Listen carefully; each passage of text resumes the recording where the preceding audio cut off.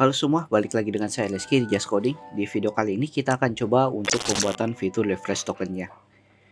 Jadi di sini kenapa kita perlu refresh token?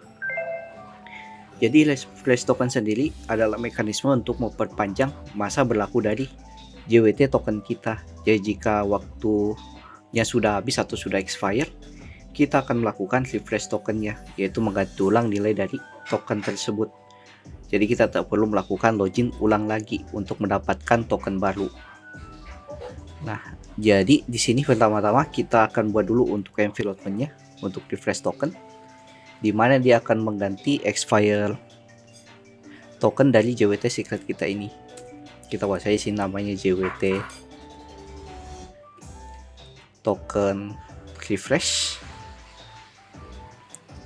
Dengan nilainya kita buat saja secret token refresh untuk nama JWT token refresh kita. Kemudian kita bisa masukkan ke dalam model kita, yaitu untuk akses tokennya kita akses berdasarkan modelnya yang ada di sini. Kita buat satu kolom refresh token, di mana nilainya kita buat di sini. Tipe datanya yaitu string, dan dia bisa tidak diisi atau dia opsional, bisa diisi bisa tidak. Kemudian kita akan buat fungsi di dalam controllernya untuk mengatur tokennya. Nah, sini kan sudah ada untuk akses token kita berdasarkan JWT secret. Nah, kemudian kita buat lagi satu fungsi dengan nama generate refresh token, yang mana di sini kita butuh ID dan JWT sign berdasarkan ID yang kita dapatkan. Nah, prosesnya kita tidak ambil dari JWT secret, tapi kita ambil dari environment yang kita buat tadi, yaitu JWT token refresh ke sini. Nah, untuk expire in-nya kita buat dia lebih lama, 7 hari contohnya, atau seminggu untuk tokennya ini. Nah, untuk sign in token kita buat saja dia 1 jam, 1 hours. Dan karena di sini kita perlu ubah juga untuk fungsi yang ada di bawah sini, yaitu untuk pembuatan refresh tokennya, yang berguna sebagai responnya nanti pada saat kita login ataupun kita register. Kita buat dulu untuk expire date-nya. Di sini cons dengan nama access token, sama dengan kita panggil fungsi yang sudah kita buat tadi di atas, yaitu sign in token. Sign token. Oh ya, di sini ternyata sudah ada, kita ganti saja namanya jadi sign in token access token. Dan kita panggil fungsi send tokennya, dimana nilainya kita ambil dari user titik ID dari user yang melakukan login. Nah, selanjutnya untuk refresh token, ini yang refresh token kita ambil nilainya dari generate refresh token, dan kita ambil user ID-nya juga yang ini, dan kita coba update nilai dari database-nya yang ada di modul yang ini. Kita masukkan nilai dari refresh token kita. Nah, berarti di sini kita bisa gunakan kondisi wait, kita panggil modelnya user, kemudian titik find by ID and update. Kita ambil ID-nya dulu, di mana ID-nya ambil dari user titik ID, dan untuk data yang kita ingin update yaitu token kita yang refresh token ini. Refresh token dengan nilainya sama dengan variable refresh token yang ada di sini, seperti ini. Nah, sini harusnya jangan sama dengan tapi titik 2 harusnya. Nah, ini ada error await-nya karena di sini kita gunakan kondisi async await untuk ambil data usernya. Nah, kayaknya kita perlu async di sini. Nah, kemudian untuk akses tokennya di sini kita ganti. Nah, ini untuk cookies option token yang mana nilainya itu cuman 1 hari. Nah, berarti sini kita bisa aja 24 jam kali 60 jam kali 60 menit 60 detik, habis itu 1000 milisecond untuk masa berlaku dari token biasanya. Nah, kemudian kita buat juga cons di sini untuk cookies option refresh untuk refresh tokennya. Nah, dimana nilainya expire-nya kita buat new day.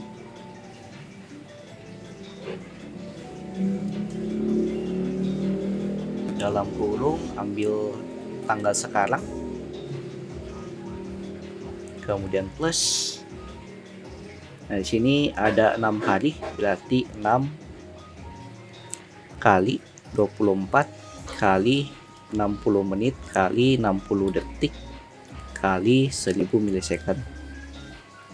Dan kita ambil juga untuk HTTP only dan security-nya ke sini. Dan kita tinggal buat untuk respon di cookies-nya, yaitu untuk JWT token kita atau akses tokennya, dan juga untuk kita buat satu lagi yaitu untuk refresh token. Jadi ada 2 data nanti yang kita masukkan ke dalam cookiesnya, yaitu untuk JWT akses token kita dan juga refresh tokennya. Nah, dimana refresh tokennya kita ambil dari data token yang ada di atas, bukan tokennya tapi akses token. Sini kita ganti jadi akses token dengan nilainya berdasarkan cookie option token untuk optionnya. Dan untuk yang refresh token kita ambil nilainya dari variable refresh token ke sini. Dan untuk cookie optionnya kita ambil dari cookies option refresh ke sini. Dan untuk passwordnya kita buat undefined atau tidak ditemukan. Tahap selanjutnya kita coba testing dulu ini tokennya jalan atau tidak pada saat kita login. Kita coba testing di terminal, kita clear npm run dev.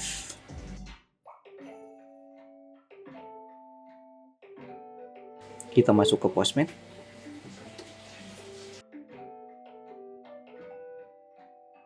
Oke, di sini kita coba login pakai user Ahmad kemarin, yang ini, atau ya Ahmad @mail.com. Kita coba chat. Nah, kita dapat 2 cookiesnya, satu untuk JWT kita yang biasa dan satu lagi refresh tokennya. Dan kalau kita cek di bagian header, nilai dari JWT-nya ini sudah ada ya, untuk nilai dari JWT-nya berdasarkan token kita, dan bagian refresh tokennya juga sudah ada nilainya di bagian header. Kalau kita cek di sini, nah ini untuk refresh token, nah ini untuk JWT akses token kita. Kita cek lagi di cookies. Oke, di sini kita masih ada masalah, yaitu expire-nya belum dapat nilainya berdasarkan expire dari token kita. Kita coba cek lagi. Nah, ini tipe expires. Ini expire dari token kita. Nah, kemudian kita coba testing lagi. Kita masuk lagi ke dalam Postman, login lagi. Nah, di sini sudah ada untuk expire tokennya. Nah, ini expire-nya sampai hari Jumat. Nah, ini 7 hari setelah kita mau buat tokennya. Nah, di sini kan kita sudah buat ya untuk JWT tokennya dan juga refresh tokennya. Nah, kemudian bagaimana jika JWT-nya sudah expire? Nah, kita bisa akses refresh tokennya ini untuk nilainya. Nah, tapi sebelum itu kita cek juga database sudah masuk data refresh tokennya atau tidak di dalam database kita. Oke, di sini kita cek di dalam database untuk user Ahmad. Nah, di sini sudah ada untuk refresh tokennya yang berdasarkan data yang kita masukkan ke tokennya tadi. Nah, kemudian kita coba untuk mengganti nilai dari, kita coba ganti nilai dari JWT yang di postman tadi, yang ini. Nah, ini bagaimana jika dia sudah expire? Kita bisa ambil nilai dari tokennya, kemudian kita ganti token yang baru. Nah, caranya kita bisa masuk lagi ke dalam codingan. Kita masuk ke buat endpoint, yaitu untuk refresh tokennya. Kita masuk saja ke outrouters. Di sini kita buat router dengan method yaitu post dengan endpoint /refresh token. Nah, kemudian kita ambil middleware-nya dulu. Kemudian kita ambil fungsi, yaitu kita belum buat fungsinya di out controller, kita buat dulu. Nah, sini kita buat fungsi untuk refresh token kita simpan saja setelah verifikasi akun. Di sini atau yang paling bawah setelah logout. Kita lakukan export cons refresh token user sama dengan kita bisa gunakan async handler, async request respond. Pertama kita ambil dulu refresh token kita yang ada dalam JWT-nya. Kita buat refresh token sama dengan request titik cookies titik panggil dengan nama refresh token sesuai yang ada kita buat tadi di sini. Bagian atas tadi yang ini refresh token yang kita masukkan ke cookies atau yang kita set ke dalam cookiesnya. Dan kita bisa buat kondisi jika refresh tokennya tidak ada, maka kita bisa kasih respon dengan status 401 unauthorized dengan error throw new error dan message-nya no refresh token atau refresh tokennya tidak ada. Nah, kemudian kita ambil token kita yang ada di dalam database. Kita buat sini cons user sama dengan await panggil model user kemudian titik kita panggil berdasarkan find one,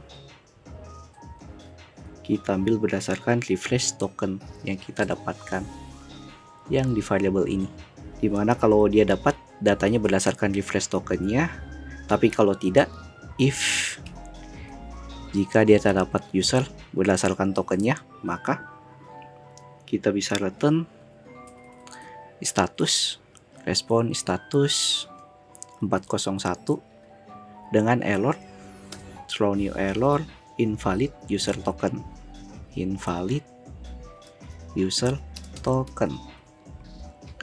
Kemudian kita akan jalankan JWT verifikasi kita. Sini JWT titik verifikasi, kita cek apakah ada di JWT web tokennya atau tidak. Ini berdasarkan refresh token, koma, kemudian ambil dari proses titik env, namanya tadi kita scroll ke atas lagi karena saya lupa namanya apa. Nah, namanya JWT token refresh. Kita masukkan ke sini titik JWT token refresh. Nah, di sini kita bisa gunakan callback untuk ambil datanya, yaitu kita buat callbacknya jika terjadi error kita tampilkan errornya, dan jika tidak kita tampilkan di code-nya, di code untuk datanya buat panah.